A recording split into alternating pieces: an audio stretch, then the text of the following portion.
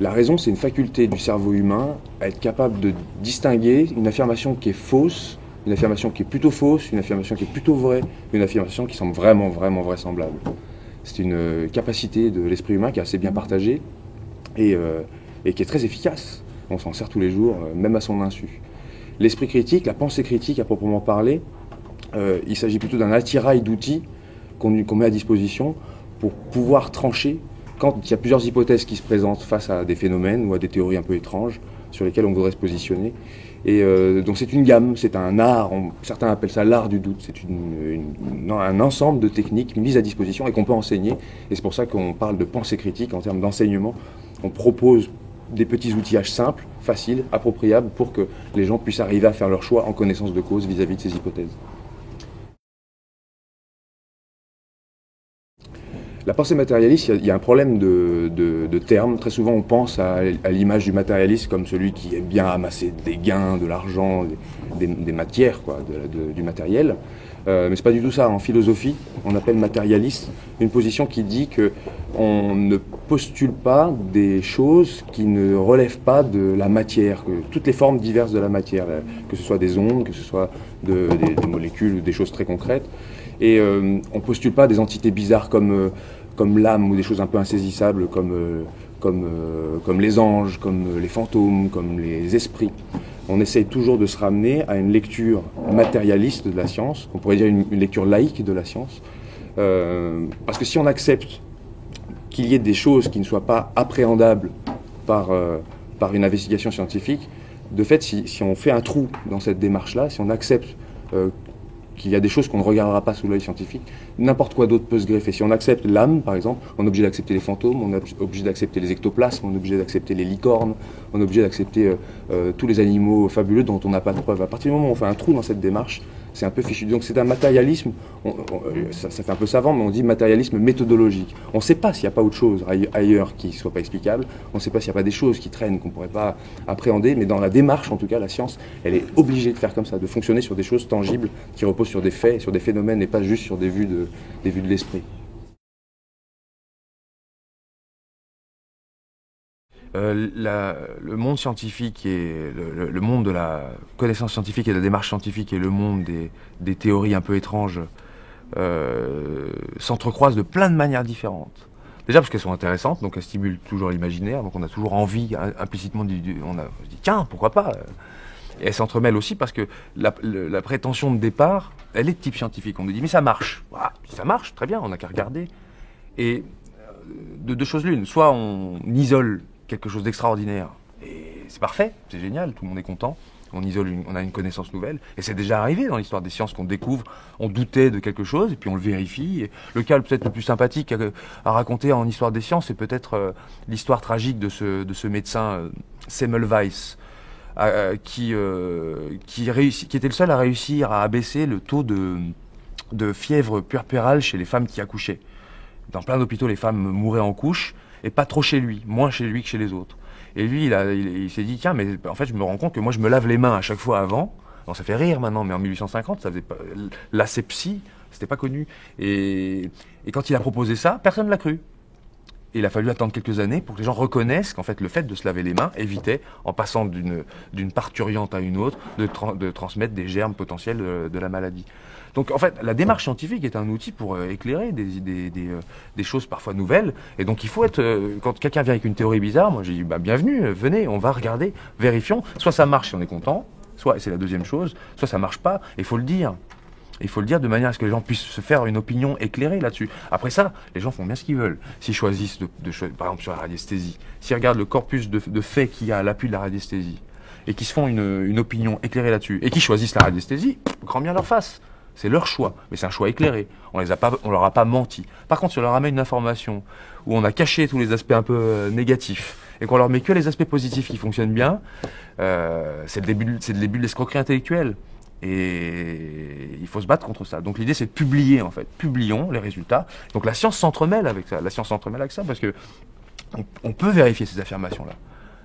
Et soit on trouve pas. Dans tous les cas, on en ressort grandi.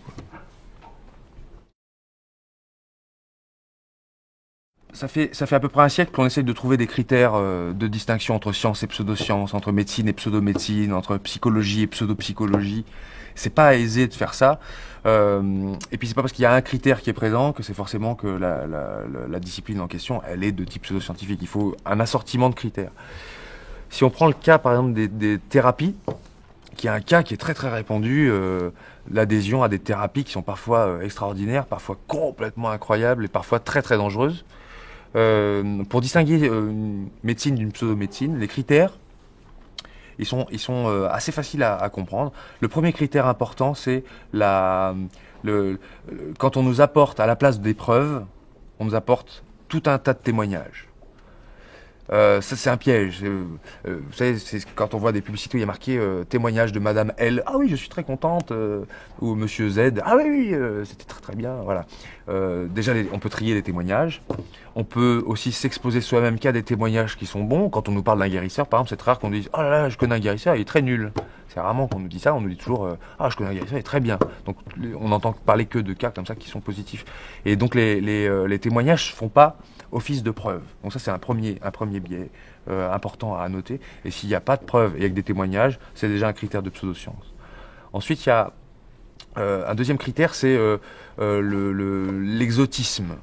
Et l'exotisme, c'est-à-dire, on a souvent tendance à penser que si une technique vient d'Orient, vient d'Amazonie, vient de peuples qu'avant, dans l'imaginaire, on qualifiait d'un peu primitifs, vous savez, ces termes un peu racistes qu'on utilise parfois encore d'ailleurs, en se disant vu qu'ils sont plus près de la terre, vous voyez, peut-être qu'ils ont une connaissance plus intuitive que nous, modernes, on aurait oublié, quoi.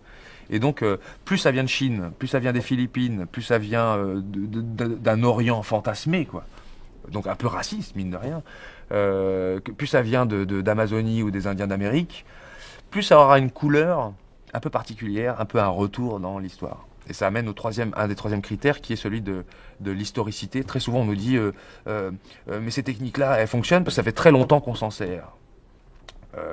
Il y a beaucoup de choses qui sont très vieilles, qui sont très nulles et qui sont totalement inefficaces, quoi. Pendant très longtemps on a fait des saignées aux gens. Il ne reste plus beaucoup de cas, il en reste un ou deux où la saignée est utile. Il y a quelques maladies du sang, mais pour le reste, la saignée a montré son inefficacité pendant à peu près 2000 ans, et pendant 2000 ans, ça a duré, quoi. On a saigné les gens, quitte des fois à les rendre malades, voire à les faire mourir. L'efficacité des sangsues, c'est pareil, on a utilisé les sangsues, ou les ventouses, par exemple. Et les ventouses qu'on mettait sur le dos et qui étaient censées absorber le mal. Bon, ça, c'est des techniques qui sont vieilles. C'est pas parce que c'est vieux que c'est bien, quoi. Il y a des choses qui sont très vieilles, qui sont très, très, très, très mauvaises. Il y a des choses très récentes qui sont aussi mauvaises, quoi. C'est pas, le critère d'historicité n'est pas un critère suffisant. Après, il y a des critères aussi. Oui, mais il y a des millions de gens qui s'en servent. On nous dit par exemple sur l'acupuncture, mais des millions de gens s'en servent. Donc, des millions de Chinois. Alors, en plus, c'est loin, et en plus, il y a plein de gens. Et pareil, c'est pas parce que des millions de gens font quelque chose que c'est forcément bien, hein. Parfois, c'est la minorité qui a raison, hein. On peut pas trancher comme ça. C'est pour ça qu'il faut revenir aux faits, toujours. Voici 3 critères. Qu'est-ce que je pourrais vous donner comme 4e critère? Le fait que très souvent, l'intuition remplace la démarche hypothético-déductive. On remarque dans les thérapies notamment que le fondateur, généralement un homme pieux, a une intuition un jour, et il l'écrit comme ça, hein. Il dit j'ai une intuition, pouf, et puis il écrit son intuition, et de son intuition, il va tirer plein de conclusions, sans se donner la preuve de vérifier chacun des aspects de sa conclusion ou de tester son hypothèse. Donc on utilise en science un critère qu'on a emprunté à un épistémologue allemand qui s'appelle Popper. On appelle ça le critère de Popper ou critère de réfutabilité des théories. On dit qu'une théorie, pour être scientifique, c'est pas le seul ingrédient d'une théorie scientifique, mais l'un des principaux, il faut qu'une théorie, elle soit pas irréfutable. Si elle est irréfutable, c'est-à-dire que normalement une théorie, elle doit vous proposer une possibilité de dire qu'elle est fausse.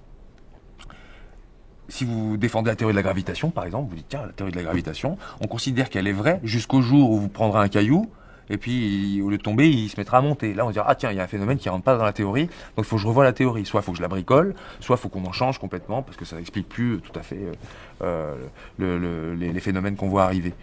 Bon, pour l'instant, ça n'arrive pas dans la gravitation. Par contre, si on vous dit comme c'est le cas par exemple dans les théories d'obédience psychanalytique. On vous dit, vous n'êtes pas convaincu par la théorie de la psychanalytique, c'est parce que vous refoulez. Le refoulement faisant partie lui aussi de la théorie psychanalytique. C'est parce que vous avez un Oedipe mal résolu.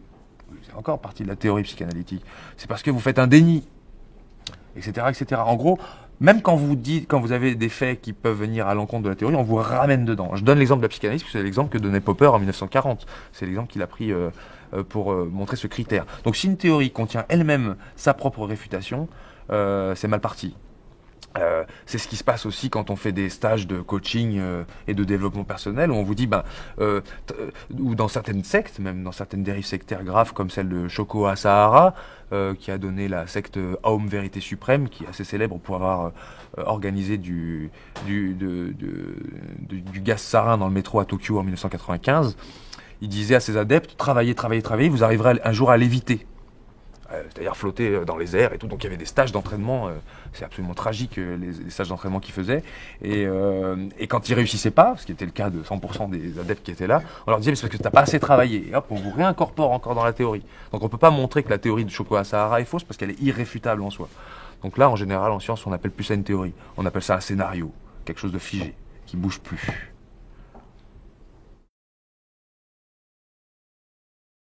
Quand on est face à un phénomène réputé étrange, paranormal, surnaturel, mystérieux, il faut d'abord essayer d'épuiser toutes les alternatives qui permettent de l'expliquer, qu'on a déjà à disposition. Je vais faire une métaphore. Si vous pêchez un poisson dans la rivière à côté, vous sortez le poisson, vous vous dites, tiens, comment je vais le classer ? On va d'abord regarder dans toutes les autres catégories qui sont déjà créées. On va se dire, tiens, est-ce que c'est une truite, est-ce que c'est une carpe, est-ce que c'est un hareng, est-ce que c'est un poisson, quoi, divers ou varié dans toutes les catégories de poissons. On va pas créer de toute pièce une nouvelle catégorie. Ah tiens, je trouve un poisson, c'est le poisson que Richard a pêché tel jour, quoi. Ça serait on va démultiplier complètement les catégories et ça serait quand même une pure perte. Quand on est face à un phénomène bizarre, l'idée c'est de voir est-ce qu'il n'y a pas une autre manière de l'expliquer avec les moyens qu'on a sous la main, avec la physique, la chimie, la psychologie, les sciences sociales, toutes les connaissances qu'on a déjà à disposition. Et si on arrive à expliquer le phénomène avec des choses connues, pour penser que ce phénomène est extraordinaire, il faudrait qu'il ait une propriété qui ne soit pas expliquée par ce qu'on connaît déjà. Sinon, il est ordinaire, en quelque sorte. Donc, pour pouvoir penser qu'un phénomène est dit paranormal ou surnaturel, il faudrait qu'il ait quelque chose qu'on ne puisse pas expliquer avec ce qu'on a déjà sous la main. Donc, on dit souvent, en zététique, on dit l'alternative est féconde. Face à quelque chose de bizarre, cherchons à ce qu'il n'y a pas une alternative autre que celle du mystère, du don, de la capacité bizarre, du phénomène paranormal. Est-ce qu'on ne peut pas expliquer ça autrement ? Voilà. On prête à un moine du milieu du Moyen-Âge, Guillaume d'Occam, une locution latine qu'on connaît maintenant sous le nom de rasoir d'Occam. En fait, c'est plus vieux que ça, ce principe-là, il était énoncé, on le retrouve chez Aristote, et si ça se trouve, il y a des gens encore plus vieux qui l'ont dit, qui ne savaient pas écrire, on ne sait pas. Mais en tout cas, on prête à Guillaume d'Occam, Occam étant une ville en Angleterre, un principe qui dit « il ne faut pas multiplier les entités plus que de raison ». Dit comme ça, c'est pas très clair, hein, mais ça signifie, en gros, c'est le principe de l'idée que l'alternative est féconde. C'est-à-dire que si je n'ai pas besoin d'une nouvelle entité pour expliquer un phénomène nouveau, pourquoi l'utiliser ? Alors on pourrait prendre un exemple médical, par exemple. Quelqu'un qui se retrouve face à un médecin qui se retrouve face à un individu qui saigne du nez, a mal à la tête et a une cervicalgie, il a mal au cou. Il vaut mieux penser que l'hypothèse la moins coûteuse, ce sera celle qui propose une maladie qui recouvre les trois phénomènes, plutôt que de penser qu'il y a trois pathologies différentes qui vont expliquer chacun des phénomènes. On ne sait pas si c'est vrai, ça se trouve on se trompe, mais en tout cas il est plus logique de privilégier l'hypothèse la moins coûteuse au départ, celle qui met en jeu le moins d'entités. Alors on parle de rasoir d'Occam parce que ça permet de couper les entités non nécessaires, comme on dit. On rase les entités non nécessaires. Donc souvent on comprend mal le rasoir d'Occam parce qu'on se dit « Ah donc c'est le plus simple qui est vrai ». Mais ça, on n'en sait rien. C'est pas vrai. Ça ne dit pas si c'est le plus simple qui est vrai. Ça dit il est logique de privilégier la solution la plus simple. Mais c'est pas sûr qu'elle soit vraie. Mais c'est logique d'abord de privilégier la plus simple.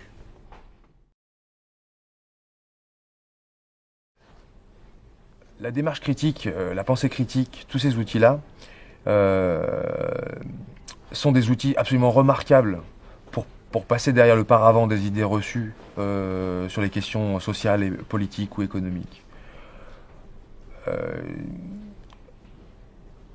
On tire souvent des conclusions très hâtives sur des populations. On tire des conclusions hâtives sur les différenciations entre les sexes. On tire des conclusions hâtives sur la différenciation entre les peuples. On tire des conclusions sur, par exemple, on essaie de traiter la délinquance. Prenons l'exemple de la délinquance. On dit, la délinquance, voilà déjà un mot. Si on a une démarche critique, zététique là-dessus, on se dit, bon, délinquance, qu'est-ce que ça veut dire, quoi? C'est faire un acte délinquant. Mais alors, qui qualifie l'acte de délinquant? Qu'est-ce que c'est? Est-ce que voler du pain quand on veut nourrir ses enfants qui crèvent, est-ce que c'est un acte délinquant? En fait, oui, mais vous voyez, tout de suite, moralement, pourtant, ça peut justifier, quoi. Donc, déjà, le mot délinquant contient déjà une part d'effet impact, comme on dit. Donc c'est classé déjà comme pas bien. Alors on se dit les délinquants. Donc la personne, c'est pas elle a fait un acte délinquant, c'est elle est délinquante. Donc elle est en tant que telle un délinquant. On a essentialisé le problème, c'est devenu un délinquant. Et après la question c'est qu'est-ce qu'on en fait? Et en général on l'enferme, on le met en prison, on le punit, on le châtie, sans se poser la question de qu'est-ce qui a été la cause de tout ça. Regarder les ramifications pour traiter la cause en amont, quoi, pour regarder qu'est-ce qui a fait que... Bon, en général, c'est la misère qui pousse les gens à commettre des actes délinquants, c'est généralement ça. Mais ça, c'est pas très vendeur quand on propose ça dans les sphères politiques. On dit, il faut traiter les causes, et les causes, c'est la répartition des richesses dans ce monde, qui est fortement inégalitaire. Je crois que tout le monde peut en convenir sur le plan scientifique. La répartition des ressources, elle n'est pas du tout égalitaire, et il y en a qui se polient d'autres, et tant que ça ne sera pas réglé, il y aura ce problème-là. Mais personne ne peut s'atteler à ça, parce que c'est pas très vendeur, ça. Alors par contre, avoir l'impression de faire des choses efficaces, même à très court terme, en emprisonnant massivement, en faisant déborder les prisons, etc., voilà, on est typiquement dans de la pseudo-science sociale, là. On propose une solution qui n'en est pas une, à un problème qui est mal analysé. Voilà un exemple qu'on pourrait prendre. La démarche critique, elle s'applique à partir du moment où n'importe quelle personne fait une affirmation de type scientifique. Je m'explique. Une affirmation de type scientifique, c'est quelque chose qui peut se vérifier, qui peut être vérifié comme valide ou non valide. Et à partir du moment où quelqu'un fait une affirmation de type scientifique, on a le droit de regarder ça sous l'angle zététique, sous l'angle critique. Et ça peut être des affirmations dans le champ social. Quelqu'un qui vous dit, par exemple, qu'il y a une telle catégorie de personnes qui est plus délinquante qu'une autre. On a le droit d'aller vérifier cette affirmation, de montrer qu'elle est vraie ou qu'elle est fausse. Et généralement, en plus, elle est fausse. Elle participe souvent de préjugés et de stéréotypes. Quand quelqu'un vous dit que tel modèle économique est valide et fonctionne, on a le droit d'aller vérifier. Le citoyen a le droit de se dire, est-ce que je peux vérifier qu'est-ce qu'on me dit est réel ou non? Dans le champ social, on pourrait prendre comme exemple aussi, en termes de psychologie, par exemple, pendant longtemps, on a considéré que l'autisme était le fait d'un manque affectif lié fortement à la mère. C'est à la maman, quoi. On appelait ça le concept des mères réfrigératrices, qui serait donc, ça serait leur faute si l'enfant développait un autisme. Et cette théorie-là, donc, a été pendant longtemps avancée, sans preuve, et de fait, maintenant, on sait que cette théorie est fausse, on peut vérifier ça, on sait maintenant que c'est faux, c'est que la composante est fortement génétique. Donc, dans le champ social, il y a des affirmations aussi politiques. On parle de science politique, c'est bien pour ça qu'il y a des choses qui sont plus vraies que fausses, et il y a des modèles politiques qu'on peut montrer comme étant plus faux que d'autres, ou moins justes dans les prétentions qu'ils prétendent avoir, quoi. Quand quelqu'un... on peut aussi l'appliquer sur les rhétoriques. Là, on est dans une période politique assez particulière, où les personnages politiques, quand ils viennent à la télévision, ils proposent des choses qui ont l'air... qui semblent être vraies. On devrait avoir les moyens de pouvoir les vérifier. Et quand ils utilisent parfois des formes rhétoriques un peu fausses, des arguments un peu fallacieux, on doit avoir les outils pour pouvoir se dire « Ah là, il est en train de me mener en bateau ». On doit avoir des outils comme ça pour créer une autodéfense intellectuelle, en quelque sorte. Et ça s'applique aussi bien en sciences politiques, en sciences sociales, en sciences économiques, en sciences physiques, sur les questions d'histoire aussi. On peut avoir une lecture de la science historique critique. Et il y a des gens qui utilisent l'histoire à des fins critiques. Et il y a des gens qui utilisent l'histoire à des fins, par contre, idéologiques, qui vont aller chercher des personnages et les réutiliser à leur propre sauce, que ce soit les personnages comme Jeanne d'Arc, qui ont été réels mais qui sont réutilisés. Puis ça peut être aussi des personnages qui sont embellis. On les embellit. Alors on embellit Napoléon, on embellit un peu la mémoire de certains personnages. On voit des hommes politiques qui vont récupérer un peu comme ça, ils font une moisson un peu des personnages qui les intéressent, et donc ils réécrivent en quelque sorte une histoire. On nous a réécrit l'histoire avec les Gaulois, par exemple, on nous dit que nos ancêtres sont les Gaulois, alors qu'en fait nos ancêtres c'est beaucoup plus compliqué que ça, mais l'image d'un groupe, d'un peuple, en plus un peu guerrier, un peu sympathique, un peu Astérix, quoi, bah, c'est plutôt séduisant, puisqu'il résistait aux Romains. Alors, c'est parfait, on a tout de suite le mythe fondateur d'une civilisation. Et on remarque que dans toutes les civilisations, quasiment, il y a un mythe fondateur qui est presque créé de toutes pièces. Ça, on peut le vérifier, on peut le critiquer.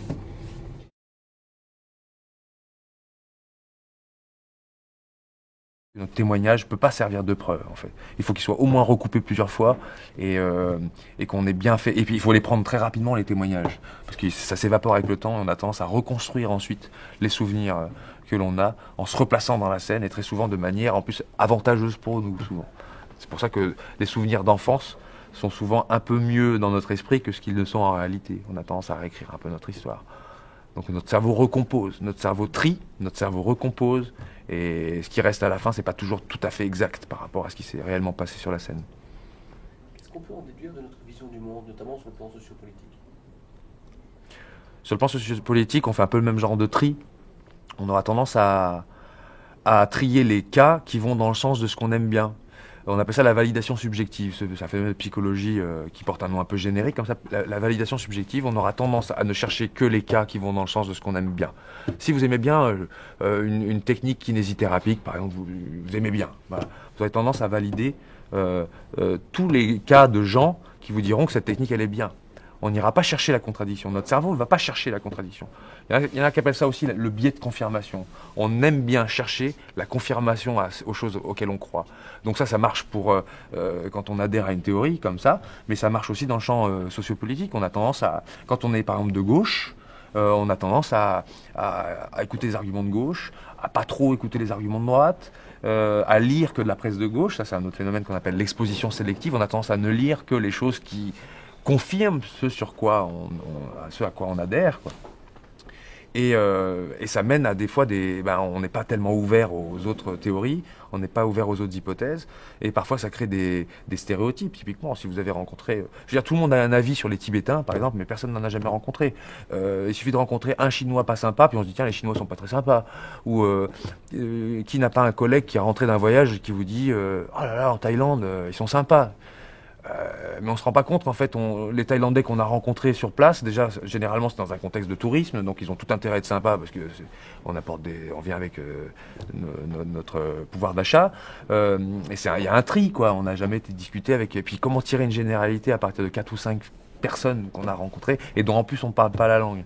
Donc les stéréotypes fonctionnent exactement sur le même genre de principe. Et donc on a des idées reçues qu'on prend tous pour communément acquises et qu'on pourrait battre en brèche, quoi. Et avec les étudiants, parfois, ils sont très très surpris de voir que ce qu'ils pensaient être vrai, mais parce que tout le monde l'a toujours répété, en cherchant un peu, le truc s'évapore, quoi. Ça s'en va comme un savon qui glisse. Un des derniers exemples, c'était des étudiants qui ont travaillé sur l'instinct maternel. Tout le monde est persuadé que l'instinct maternel, ça existe. Et ben l'instinct maternel, c'est pas si clair que ça. L'instinct maternel, on ne sait pas si l'instinct maternel est vraiment maternel. Est-ce qu'il n'est pas aussi paternel? Est-ce qu'il n'est pas partagé? Est-ce que c'est vraiment un instinct ou est-ce que c'est quelque chose qui s'éduque parce qu'on mime ce qu'on a vu faire dans notre enfance par les adultes? Qu'est-ce qu'ils faisaient quand ils faisaient la précaution vis-à-vis des autres? Est-ce que c'est du mimétisme comme on retrouve chez les animaux? Ou est-ce que c'est vraiment un instinct maternel qui s'exprimerait que chez les mères et pas chez les pères? Et en plus, maintenant, quand on voit les familles qui sont des compositions un peu différentes, on se rend compte qu'il n'y a pas besoin d'être le parent biologique d'un enfant pour avoir un instinct maternel. Et puis, il n'y a pas besoin d'avoir un instinct maternel pour aller sauver un enfant qui est coincé sous un camion, même si c'est pas le nôtre. Voilà. Et donc, c'est beaucoup plus compliqué que ce qu'on pense. C'est pas si simple que ça. C'est comme quand on dit que les femmes sont plus intuitives que les hommes, ou qu'on dit qu'elles sont plus douées pour les travaux ménagers ou domestiques, par exemple. Voilà, c'est le genre d'affirmation où tout le monde souscrit plus ou moins à ça, ou que les filles sont plus sensibles, elles aiment bien se déguiser en fées.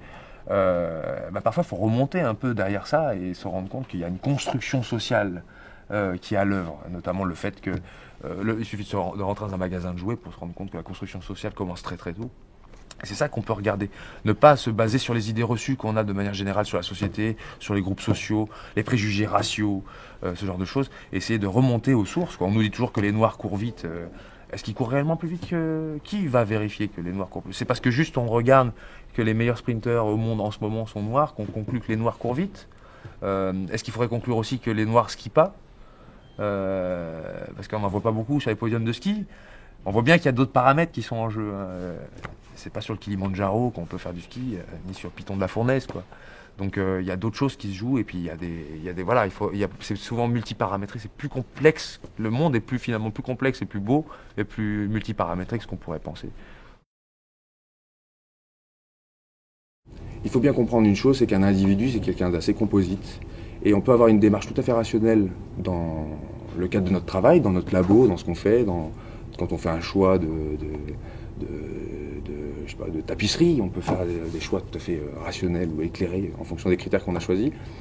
Et c'est pas pour autant que notre personnalité ne contient pas aussi des bribes de ce qu'on appelle l'irrationalité. Et l'irrationalité, c'est pas quelque chose de mal, hein. C'est ce qui fait qu'on tombe souvent amoureux, souvent pour des raisons qu'on ne maîtrise pas. C'est ce qui fait qu'on aime un poème ou qu'on aime un film ou qu'on a une sensibilité. C'est aussi des principes irrationnels qui nous font parfois adhérer à des causes ultimes ou à des causes supérieures.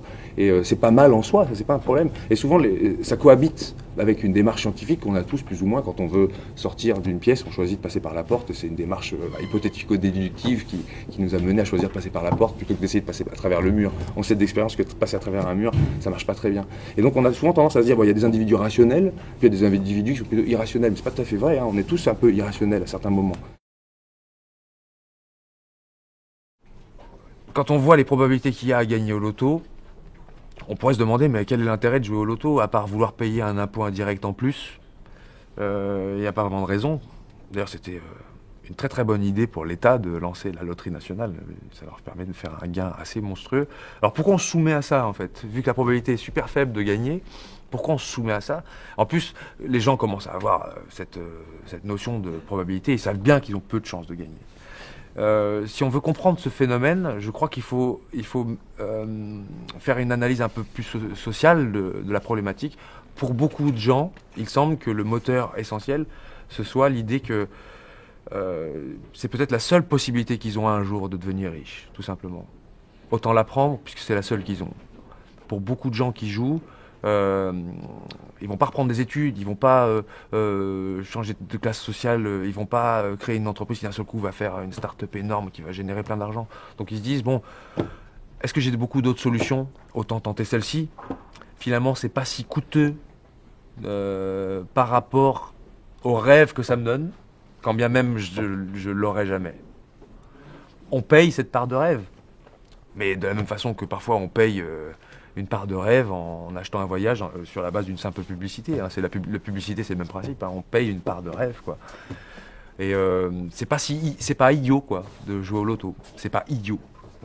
On gagnera pas, mais ça génère ça aide à vivre. Alors après, on pourrait se dire, politiquement, on pourrait se dire, bon, il y aurait peut-être d'autres moyens, quoi. C'est-à-dire peut-être se battre pour une répartition des richesses plus juste. Il y aurait peut-être d'autres méthodes un peu plus révolutionnaires ou plus actives pour rétablir un peu une équité dans la répartition de l'argent. C'est la méthode la plus conservatrice, en fait. C'est celle où on se dit, bon, bah, allez, je tente ma chance et si je l'ai pas, tant pis, les choses sont comme elles sont, quoi. Je pense qu'il y aurait d'autres manières, quoi. Il y aurait d'autres manières de renégocier la répartition de l'argent qui éviterait à des gens d'aller tenter cette loterie.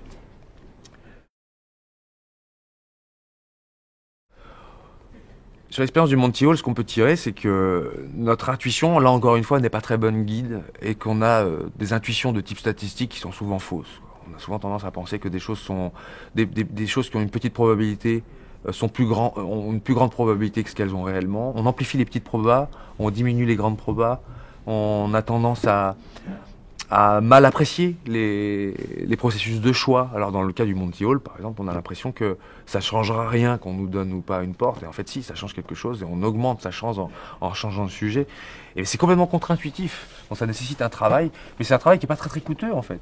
Si on le prépare et si on l'enseigne, après ça on est prévenu et on ne tombe pas dans les pièges, quoi. Notre cerveau est pas très bon pour faire des calculs. Il est pas très très très bon. Il tire des généralités très rapidement. Il coupe à la hache. En fait, c'est une école d'humilité, hein, l'esprit critique. Hein. Se dire, en fait, dans quelle mesure mon cerveau est-il capable de me tromper et m'amener à penser que des choses sont vraies alors qu'elles ne le sont pas. Effectivement, la science, elle ne peut pas tout expliquer. Certains disent pour l'instant. Et encore, on ne sait même pas si plus tard la science pourra tout expliquer, on n'en sait rien. Mais en tout cas, la science n'a pas pour but de tout expliquer. Si on reprend bien à la base, je parle de la démarche scientifique, elle a juste pour but de décrire le monde tel qu'il semble être. Voilà. Donc on va essayer de décrire le monde tel qu'il semble être. Mais pour ça, il faut regarder les phénomènes qui nous arrivent. On va pas spéculer sur le sexe des anges, quoi. On va discuter des phénomènes qui nous arrivent. Et très souvent, dans les théories un peu bizarres qu'on nous amène, on nous dit oui, mais vous voyez, c'est pas reconnu parce que les faits ont, parce que la science a peut-être pas encore découvert les raisons qui font que. Peut-être. N'empêche que le problème est souvent dans le phénomène de départ. Il nous manque le phénomène de départ. On est prêt à se pencher sur une capacité de sourcellerie le jour où quelqu'un vient avec une vraie capacité qu'on a pu montrer de non-sourcier. Avant de construire une théorie là-dessus, il faut d'abord avoir les phénomènes. Remontons au phénomène d'abord. Et si le phénomène est là, alors là, je peux vous dire qu'on sera nombreux à s'y intéresser, c'est évident. Le jour où on arrivera à mettre en évidence une capacité extrasensorielle, mais on sera des dizaines de milliers à vouloir bosser là-dessus, c'est certain. Mais ce qui manque, c'est le principe de départ, quoi. C'est l'élément de départ, c'est le phénomène. Remontons au phénomène, toujours. Et donc la science, peut-être un jour, mettra en évidence une capacité de sourcier, mais il faudrait encore qu'il y ait une capacité là qu'on puisse voir, quoi, qu'on puisse tester, vérifier, qui ne soit pas due à autre chose, quoi.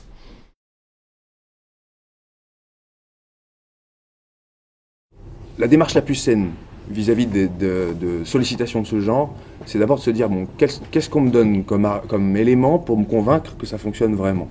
Comment je peux remonter à la source? Sur quelle base de preuves je vais adhérer à ce qu'on me dit? Imaginez qu'on vous propose les services d'un radiesthésiste, par exemple. Quels sont les moyens que j'ai pour choisir entre un bon radiesthésiste et puis un mauvais radiesthésiste? Sur quels critères je vais pouvoir choisir? Demander ça, c'est comme demander à choisir entre un bon et un mauvais garagiste, quoi. Il devrait y avoir des moyens de vérifier la prétention qu'a la personne, ce qu'elle nous propose. C'est le service après-vente, normalement. C'est juste légitime de demander ça. Donc la première réaction que je proposerais, c'est demandons-nous pourquoi je vais donner mon crédit à cette théorie plutôt qu'à telle autre. Quelle est la source de ça? Quel est l'échantillon de preuves qu'on a là-dessus?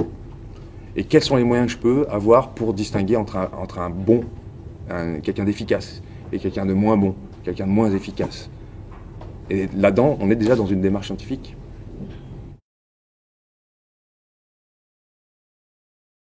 Ça serait prêter des intentions aux personnes si on essayait de deviner qu'est-ce qui les motive à utiliser des techniques de ce genre. Évidemment, pour certaines d'entre elles, il s'agit d'un aspect de l'appât du gain compte. Mais on se rend compte qu'il y a pas mal de gens qui demandent pas d'argent. On se dit, mais qu'est-ce qui les motive alors? Qu'est-ce qui les motive à défendre quelque chose qui n'a pas un corpus de preuves et qui peut éventuellement mettre en danger ou mettre en soumission des gens qui sont en face d'eux? On se rend compte que c'est surtout le capital symbolique, comme diraient les sociologues, quoi. C'est le capital symbolique que ça donne. D'un seul coup, alors que vous étiez peut-être quelqu'un qui n'avait pas un statut forcément glorifiant, où vous n'étiez pas très content de votre travail, où c'était pas très gratifiant, et d'un seul coup, vous devenez le thérapeute du coin, vous devenez le voyant du coin, vous devenez le guérisseur du coin. Bah, le statut est vachement plus grand. Et les retours, en termes de capital social, sont énormes. Les gens parlent de vous, ils se communiquent votre adresse, alors que si vous étiez un obscur secrétaire quelque part, personne n'allait parler de vous comme ça, quoi. Vous avez un statut un peu différent. Et c'est largement plus important. J'ai bien l'impression, chez les personnes que j'ai rencontrées, c'est plus important cette composante-là que l'aspect vénal, l'argent, quoi. Et ça nous donne parfois des problèmes moraux, parce que on voit des gens capables de mettre d'autres gens en danger avec des techniques qui peuvent se révéler dangereuses ou confinant à la soumission, mais en même temps la personne elle a construit toute son identité là-dessus. On connaît le cas d'un guérisseur, d'un monsieur qui est un peu guérisseur, qui fait visiter un bois en Isère, une forêt qui est soi-disant magique, et on s'est posé la question, est-ce qu'il faut informer les gens que les prétentions autour de cette forêt sont pas fondées, sachant que si on fait ça, on met la personne et sa personnalité en jeu, quoi. Parce que d'un seul coup, c'est toute sa vie qui peut s'effondrer à ce brave homme. Donc ça crée des dilemmes comme ça, hein. C'est pas toujours évident de trancher. Et en fait, la bonne foi est souvent là, hein. Ce qui fait dire que l'enfer est souvent pavé de bonnes intentions. C'est pas sur les intentions qu'on peut savoir si une technique est bonne ou pas, parce que la plupart du temps, les intentions sont toujours bonnes. Sur les sourciers, on se pose la question de savoir comment vérifier, est-ce qu'un sourcier trouve efficacement de l'eau, et comment choisir entre plein de sourciers qui nous sont proposés, lequel serait le plus pertinent. Quand on remonte aux faits, très souvent les faits sont un peu flous. On me dit, ah, il est bon ce sourcier, il a trouvé. Ah bon, il a trouvé combien de fois? Oh, plein de fois. Mais plein de fois sur combien? Alors déjà, il y a très peu de sourciers qui gardent les notes exactes de ce qu'ils font, quoi. Et après, il faut voir, est-ce qu'on peut trouver par hasard aussi de l'eau? Il y a des endroits, par exemple, où trouver de l'eau, c'est simple, quoi. Il y a de l'eau partout, vous trouvez, et puis on valide ça comme une réussite, alors qu'en fait, il y avait 100% de chance de gagner, quoi. Et puis après, il y a des protocoles à mettre en place qui sont un peu plus compliqués. Par exemple, quand un sourcier nous dit creusez à 10 mètres de profond et vous trouvez de l'eau. Et puis vous creusez, vous tombez à 3 mètres de profond sur de l'eau. Est-ce que c'est bon comme résultat? Ou est-ce que sa prétention n'était pas bonne? Parce qu'il a dit 10 mètres. Et vous creusez à 3 mètres, vous êtes content. Vous vous dites, ah bah, c'est cool, parfait, j'ai trouvé de l'eau plutôt que prévu, ça me coûte moins cher. N'empêche que la prétention n'était pas très bonne. C'est tout ça qu'il faut vérifier. C'est toute cette démarche qu'il faut avoir. Et quand on applique cette démarche-là, on se rend compte que jusqu'à maintenant, hein, peut-être que les choses changeront plus tard, mais jusqu'à maintenant, on n'a pas mis en évidence une capacité de sourcier qui dépasse celle de l'intuition qu'on peut avoir sur les plantes qui indiquent qu'il y ait peut-être de l'eau par là, ou la manière dont le terrain est vallonné. Et quand quelqu'un qui a ces connaissances-là un petit peu empiriques essaye de faire de la sorcellerie, il trouve à peu près autant qu'un sourcier normal.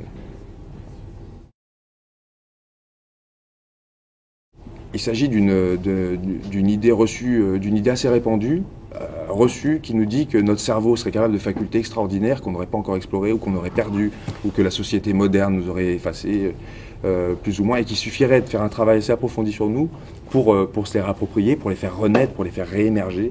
Souvent, les gens qui prétendent avoir des capacités psychiques, comme on dit, disent que ce sont des choses qu'on porte tous en soi. C'est pas un don venu d'ailleurs, mais c'est souvent quelque chose qu'on porte et qu'on ne travaille pas. Et ça, c'est très satisfaisant intellectuellement, parce qu'on a envie de se dire ça. On a envie de croire qu'on n'utilise que 10% de notre cerveau, comme on nous le répète régulièrement, et qui est une idée archi-fausse. On a envie de se dire, avec un peu d'effort, peut-être que je pourrais arriver à développer ça et à progresser, peut-être sortir d'un mal-être que je vis. Et il y a des gens qui viennent proposer des théories là-dessus et qui nous proposent des systèmes qui nous permettraient de se réapproprier cette partie du cerveau qu'on n'utiliserait pas. Et c'est là où on devient vite dépendant, parce qu'on va essayer des techniques qui nous donnent l'illusion d'augmenter nos capacités. Et puis, mais en fait, on vous fait comprendre que c'est pas encore suffisant, que vous pouvez encore progresser. Et finalement, on se retrouve dans un engrenage, petit à petit, qui peut nous rendre très dépendants d'un thérapeute quand c'est un thérapeute, d'un praticien quand c'est un praticien, quand c'est un psychique, comme on dit aussi. On peut rentrer dans des démarches comme ça, où il y a même parfois des systèmes de grades. Et une fois qu'on est rentré là-dedans, c'est très difficile de s'en sortir. Parce que c'est très séduisant, on se dit, mais si ça se trouve, j'ai pas encore obtenu les effets télépathiques que je cherche, mais parce que j'ai pas assez travaillé, quoi. Il y a toujours, ça revient toujours sur nous, la responsabilité de ne pas avoir réussi à progresser. Alors qu'en fait, tout simplement, j'ai tendance à penser qu'il n'y a pas de capacité extrasensorielle que l'on n'ait pas pu développer, et que si elles existent quelque part, en tout cas, on n'en a pas encore la preuve. Mais on les cherche, s'il y en a, on les trouvera, mais s'il n'y en a pas, acceptons notre cerveau comme il est, avec ses défauts, avec ses joies, et apprenons à manier l'outil critique sur ces sujets-là. On évitera souvent des aliénations assez fortes autour notamment de techniques de coaching un peu particulières qui seraient censées vous faire progresser sur la route d'un cerveau étendu, plus grand. Le rôle des médias là-dedans, dans la profusion d'idées reçues et de pseudosciences, qu'elles soient des pseudosciences expérimentales ou des pseudosciences politiques, est absolument énorme, pour une raison très simple en fait, qui est facile à comprendre. Les médias n'ont pour seul but, nous on pense que les médias ils ont pour but de nous informer. C'est pas du tout ça le but des médias. Hein. Le but des médias est d'abord de gagner sa vie, quoi, de gagner sa croûte. Et donc plus les médias sont des conglomérats privés, plus leurs méthodes sont même publiques, parfois ça arrive aussi, plus les méthodes visent à générer du pognon. Et pour générer du pognon, il vaut mieux jouer sur les fibres, qui sont sur les tendances de l'esprit humain à tout de suite embrayer. Alors on joue sur le sécuritaire, on peut jouer sur la peur, on peut jouer sur l'affect, on peut jouer sur la promesse et l'espoir, etc. Alors c'est exactement les mêmes ingrédients qui amènent les gens à adhérer à des théories paramédicales ou pseudo-médicales. C'est souvent l'espoir qui est vanté. Bon, et ben j'ai vu des Sciences et Vie, par exemple, ou des Sciences et Avenir, ou des revues quand même relativement réputées ou lues, et qui proposent espoir, vous pouvez dire adieu à vos lunettes. Et ils annoncent ça il y a 30 ans, et il y a encore plein de gens qui ont des lunettes. On nous annonce enfin le médicament contre le cancer. Vous êtes sûr, en faisant une couverture comme ça, que les gens vont se dire ah, bah, le cancer, c'est moche, donc j'aimerais bien traiter la question. Donc ils achètent le bouquin, puis en fait, il y a 2 ans, il y a une solution qui finalement sera oubliée plus tard. On voit que c'est de manière permanente un flux sans fin de scoops plus ou moins faux. Et on n'a pas le temps de traiter toutes ces infos, et donc on se dit bon, bah, je vais acheter celui-là, ou je vais me servir de ça. Et quand on vérifie, très souvent, l'affirmation qui était sur la couverture n'est déjà pas la même que celle qu'il y avait à l'intérieur. Et quand on regarde celle qui est à l'intérieur, elle n'est déjà pas la même que la publication d'origine. Et la publication d'origine elle-même, elle n'est passée que parce qu'elle était déjà un peu spectaculaire. Si ça se trouve, même le scientifique a un peu mis en avant les meilleures données, et puis pas les moins. Et il y a tout un processus comme ça, un peu vilain, qui fait que c'est souvent pour un public qui n'est pas scientifique en plus, ils se retrouvent confrontés à des trucs, bah ça y est, on a trouvé la solution pour ça, ou attention, il faut avoir peur de ça, ou méfiez-vous, un astéroïde va vous tomber sur la courge bientôt. Ou... Donc évidemment, des gens démunis sur ces processus de construction de l'information, des gens qui en plus sont un peu peut-être complexisés, n'ont peut-être pas fait de science, et ils pensent que c'est impossible, alors qu'en fait la plupart du temps on fait tous de la science sans s'en rendre compte, et qu'il n'y a vraiment pas de quoi être complexé, hein.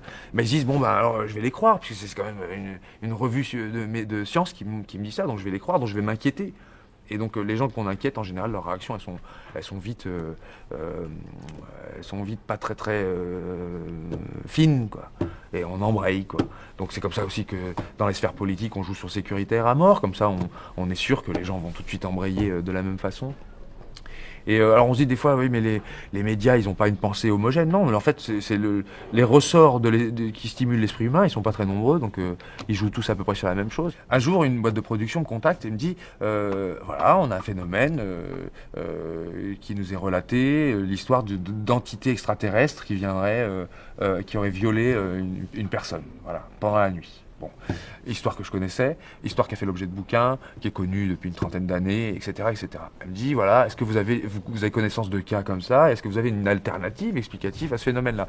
Et je dis, au labo du sommeil, à Grenoble, sont assez bien décrites ce qu'on appelle les paralysies du sommeil, dont certaines d'entre elles recoupent à peu près toutes les caractéristiques qu'a vécu la personne. Alors, pour parler de ce cas-là précisément, on peut pas, il aurait fallu être sous le lit, puis être là à ce moment-là. Donc, mais en tout cas, de manière générale, les gens qui relatent l'impression que quelqu'un est allongé sur eux, ils peuvent pas bouger et pourtant ils sont réveillés, et ben ça on sait le décrire maintenant scientifiquement parlant. Ça porte un nom, ça a des syndromes différents qui portent, on se réveille, on a l'impression qu'il y a un poids, c'est une illusion en fait, et puis on est en atonie complète, on n'arrive pas à bouger ses membres, on peut pas bouger, quoi. Donc quelqu'un qui sait pas que ça peut lui arriver, quand il vit ça, il est terrorisé, quoi. Il peut avoir un moment de peur assez intense.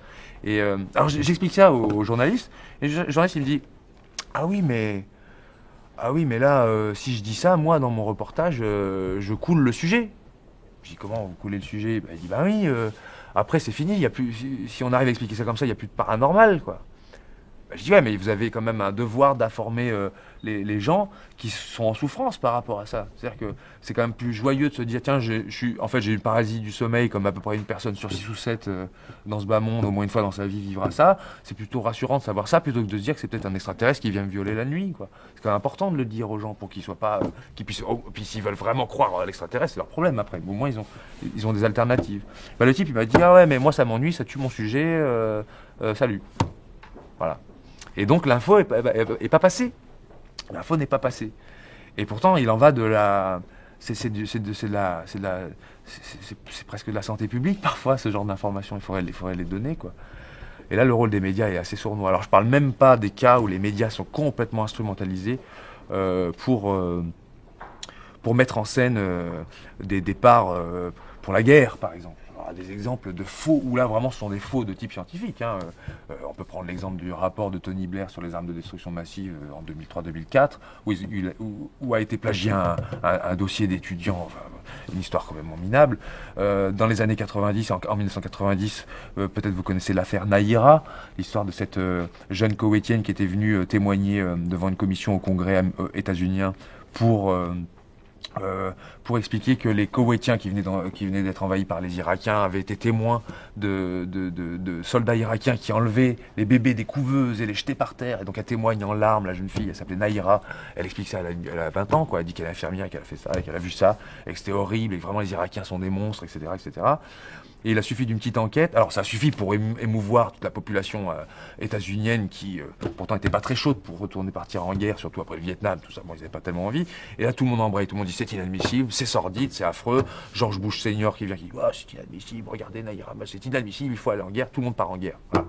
Sauf qu'on se rend compte après qu'en fait, non seulement cette jeune fille koweïtienne, bon, elle n'était pas au Koweït du tout, on s'est rendu compte qu'elle s'appelait Naïra, c'était la fille de Nasir al-Sabah, l'ambassadeur du Koweït aux États-Unis. Elle n'avait pas été au Koweït.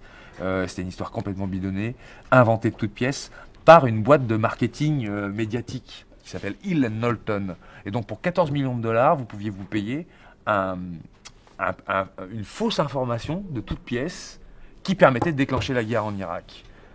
Extraordinaire quand même, non? C'est-à-dire que vous pouvez construire un mensonge scientifique, sociopolitique, à 14 millions de dollars, et qui peut avoir des conséquences désastreuses pour des milliers et des milliers d'êtres humains. Et les méthodes pour casser ces mensonges-là sont exactement les mêmes que celles qui permettent d'analyser si une théorie est valide ou pas en sciences expérimentales. C'est la même chose. Vérifions la source, qui dit quoi, sur quelle base, quels sont les faits de départ, etc. etc. Entre vérifier s'il existe un fantôme dans une abbaye hantée ou s'il existe des armes de destruction massive en Irak, la méthodologie est la même. L'objet n'est pas le même, mais la méthodologie est exactement la même. Si tout le monde s'approprie cette démarche-là, on se rendra vite compte que la science comme démarche, c'est super subversif, ça casse les idées reçues, ça casse les mensonges, les gens pourront plus dire n'importe quoi, on aura les moyens de vérifier un peu l'information qui circule, on pourra déculotter et fesser les bonimenteurs nationaux et internationaux, si je peux me permettre l'expression.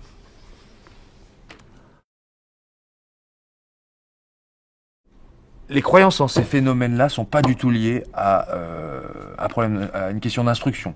On s'est rendu compte dans plusieurs études différentes, surtout dans les années 70 où ça a été un peu le moment où on s'est posé la question, mais comment se fait-il que des gens vachement instruits soient capables d'adhérer, notamment à cette période où il y avait des tordeurs de métaux, des psychokinètes, des gens qui déplaçaient des objets à distance. Comment ça se fait que des gens qui n'ont pas fait d'études embrayent pas forcément, et comment se fait-il que des gens qui ont fait plein d'études peuvent parfois embrayer?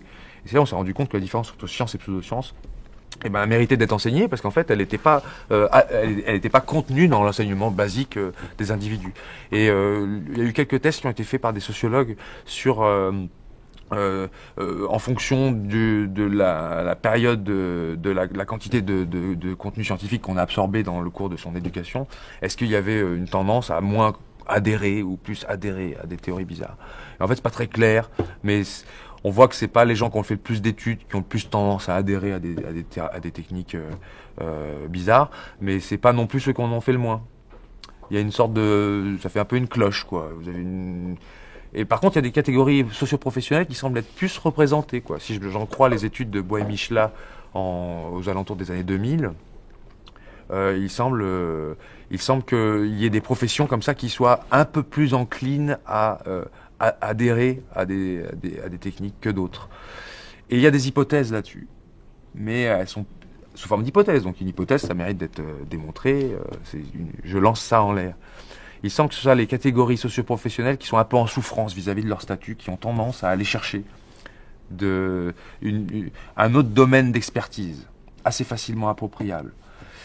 On remarque que, par exemple, chez les infirmiers et les infirmières, peut-être parce qu'ils sont assujettis à une soumission dans l'ordre médical, à des médecins qui ont un pouvoir un peu démesuré par rapport à eux, c'est l'occasion, ces petites techniques-là, de se réapproprier un savoir qui est à eux et qui leur donne la possibilité d'être un peu prescripteur.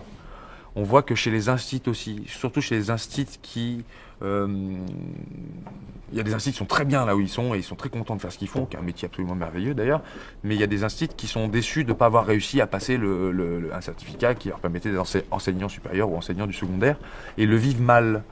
Et est-ce que c'est ça ? C'est mon hypothèse, c'est une des hypothèses qui est défendue par d'autres personnes aussi. Est-ce que c'est cette souffrance sociale-là qui fait qu'on se dit, tiens, je vais m'approprier un autre domaine à côté. En plus, c'est souvent assez rapide à s'approprier. Et on devient très rapidement un deuxième professionnel, quoi. On a une deuxième petite profession qui peut rapporter ou non, hein. C'est l'hypothèse sociale que je fais. Je ne sais pas si elle est vraie. Le temps nous le dira peut-être.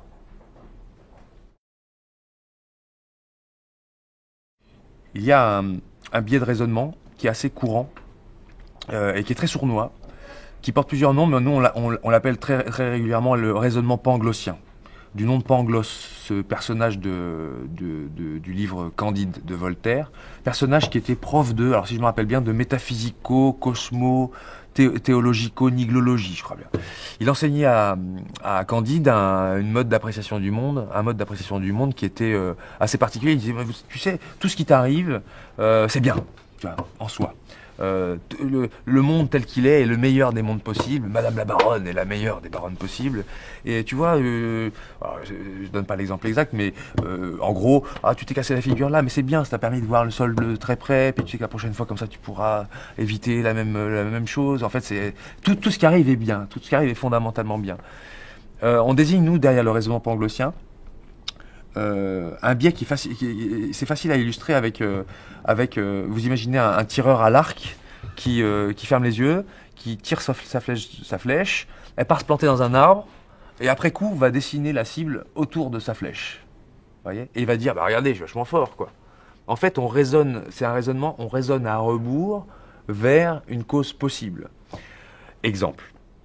C'est un raisonnement qu'on retrouve très souvent chez les gens qui défendent le scénario créationniste et qui nous disent regardez, l'œil humain est trop complexe pour pouvoir être explicable autrement que par l'idée que quelqu'un a voulu que ça arrive un jour. Sinon, on n'aurait pas pu arriver à tout ça.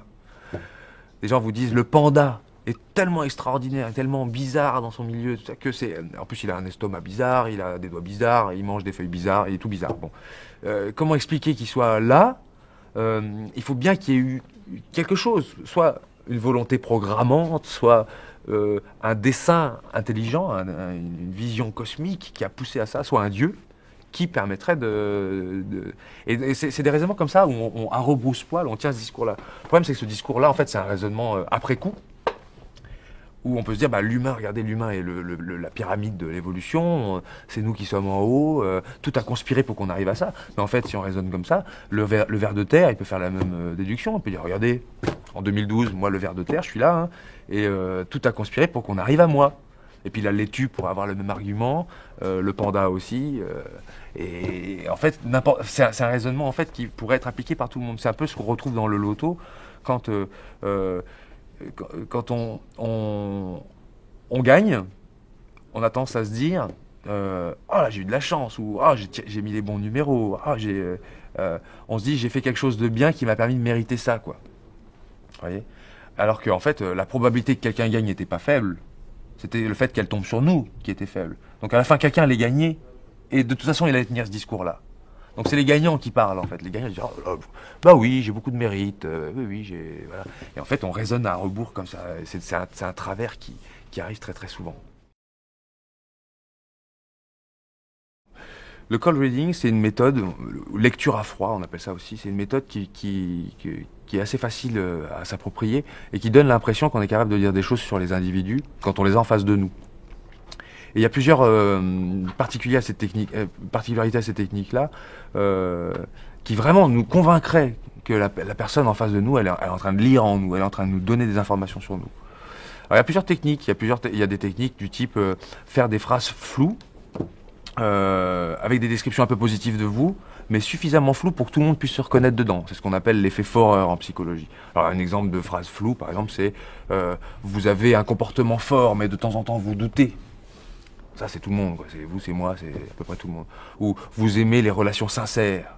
Voilà, genre de phrase qui donne tout de suite envie d'aller. Bah oui, c'est vrai, j'aime bien les relations sincères. J'aime bien avoir des amis. Ça permet de faire dérouler un discours.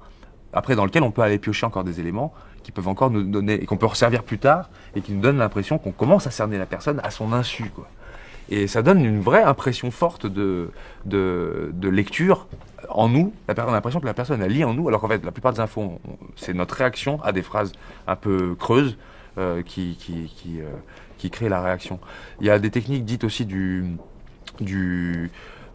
tir au plomb.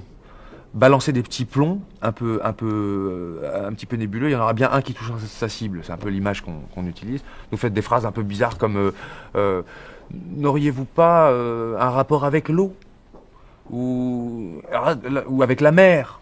Ah, c'est pratique la mer, parce qu'en plus vous avez la mer comme la maman, puis vous avez la mer comme l'océan, et puis qui n'a pas quelque chose qui ferait un sens, un frère qui habite près de la côte, on est né près de la côte, on aime bien aller à la mer, on va tous les étés à la mer, ou on a un rapport avec notre mère qui est un peu particulier. Voilà le genre de phrase aussi sur lesquelles on peut s'appuyer. Vous avez un rapport particulier avec vos parents. Ça marche que vos parents soient vivants, morts, que ça se passe bien, que ça se passe pas bien. Il est toujours particulier notre rapport aux parents. Donc on a toujours l'impression que c'est convaincant ce qu'on nous dit. Mais c'est vrai, vous avez Ou alors avec les étudiants, un truc qui marche bien, c'est de leur dire vous avez une vie affective très mouvementée. Et en général, oui, quand on a 20 ans, on a une vie assez mouvementée, quoi. C'est assez particulière, quoi. On est souvent un peu perdu. C'est des méthodes comme ça qui donnent l'impression qu'on dit des choses sur les individus, alors qu'en fait, on ne dit rien, on les laisse parler, on reprend ensuite l'information qu'ils nous donnent et on s'en sert. J'ai tendance à penser que ça se passe souvent inconsciemment, tout ça. Enfin, non consciemment. Je dirais que ça se passe non consciemment parce qu'on a l'impression on a l'impression d'avoir de l'intuition quand on utilise ces techniques-là, même sans le savoir. Ces techniques, on utilise sans s'en rendre compte, j'en ai bien l'impression. Hein. Et je pense que beaucoup de voyants et de voyantes sont persuadés de ce qu'ils font. D'ailleurs, je pense que la plupart des gens qui défendent des théories un peu étranges sont persuadés, très sincèrement persuadés de ce qu'ils défendent.